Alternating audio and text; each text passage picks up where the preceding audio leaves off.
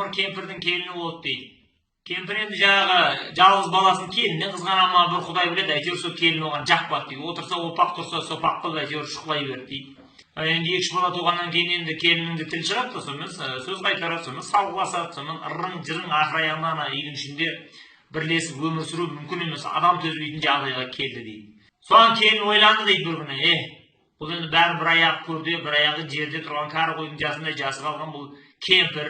Бұны енді күтіп отыра берем ба, бұны орнында тезірек бір ума бірдеңе беріп, ана дүнияға аттандырып салайын мұның. Кімге керегі бар дейсің деп ойлады дейді. Соған не керек, сол ауылда жағдай бір мына әртүрлі таулардан шөптерді жинап алып келіп дәрі-дәрмек жасайтын біреу бар еді дейді. Сол тәуіпке барды дейді.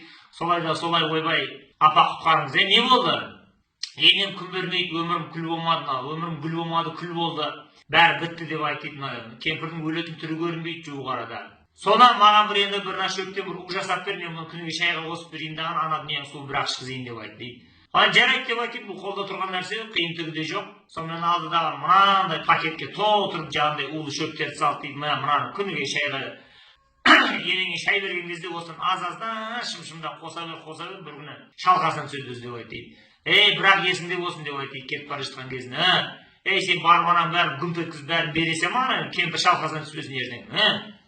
Енді ағайын туғанның бәрі, көрші қолаңның бәрі сенің араңның жақсы емес екенін біледі. Кемпір бір күнде шалқасынан түссе, күмән туады да. Бұл кеше ана сартылдап тұрған кемпір нағай ағасынан бұл шалқасынан түсті. Тексергеннен кейін полиция келеді. Одан кейін сенің айыбыңды ашады, менің басым бәлеге қалады. Не істейміз деп айтты келін. Сен аз-аздан шым-шымдап қана демдеп беріп отыр, шайға араластырып, бірақ күніге кемпірдің жағдайын жасап, көңіл күйін көтеріп, оның ашу ызасын бәрін жойып жібер деп айтты. Сонда мына ертең өлгеннен кейін, 4-5 айдан кейін, мына көрші болғандардың ешқайсысы күмән ішімнен келмейтін болсын. Ешқайсының ойына кешпесін сені өлтірді деген. Мына бұл зор ақыл екен деп айтты келіні. Соған бір пакет шай үйіне алып келді дейді. Соны келгеннен кейін апа қалайсыз деп жалбыңды бөліп жатыр дейді. Соны кемпір таң қалды дейді. Ой құрмай мынаған не көріп түфай көз тимесін деп. Содан жаңағы кемпірдің жаңағы жағдайын жасайды, шайын демдейді, сүт қатып береді, аяғын жағында кешке массажын жасап береді, шашын қарап береді, қайсағын, битін қарап береді. Бүкіл жағдайын жасап, жаңағы апта сайын жуындырып, шайындырып, шомылдырып, осы ақ төсекке жатқызып дейді. Енесі түсінбейді да енді бұл келінге не болды бұл аяқ астынан. Жайлап екеуінің арасы жақсара бастады дейді. Енді ана көрші қолаңдарды қарап тұрып әңгіме қыла бастады дейді. Осылмайна пәленшенің келіннен не көрінгенін қайдан болған, бақ қарады ма, қыдырдарды ма.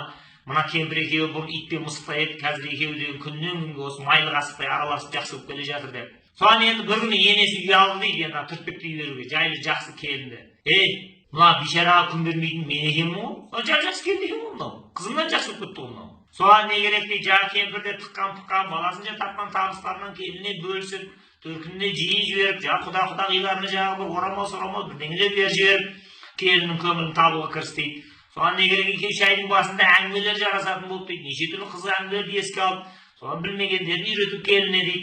Сонымен келіні әбден бауыр басып қалды дейді енесіне. Содан арада бір 3 ай ма 4 ай ма өткен кезде екеуі осы шешесімен қыздай болды дейді. Соған бір күні ойлады дейді келіні, мына кемпір өледі уақыт болды, енді бұның тұла бойының бәріне дарып бітті.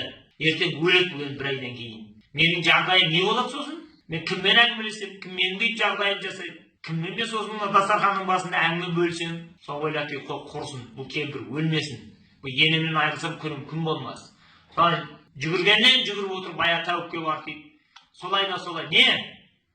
Дереу маған уды қайтаратын дәрі бер. Ойбай не болып қалды? Енем негізінде жақсы адам екен. Өзім ақымақ болып оңқы салғасып, сөз қайтарып, оның жынына тиіп жүрген мен екен. Бәрі менен шыққан бәле екен. Енемде айып жоқ. Дереу ана уды қайтаратын басқа бір шөп бер маған деп айтты. Сол кезде тәуіп айтты дейді ана келінге. Қарағым, ол берілген шөп у емес еді. Ол жай бір әншейін жапырақ, жалғыздың кепкен жапырағы деп айтты. Мен сені алдадым әншейін. Ол шөптің құрамында емес. У әсілі сенің миыңда, жүрегіңнің түбінде.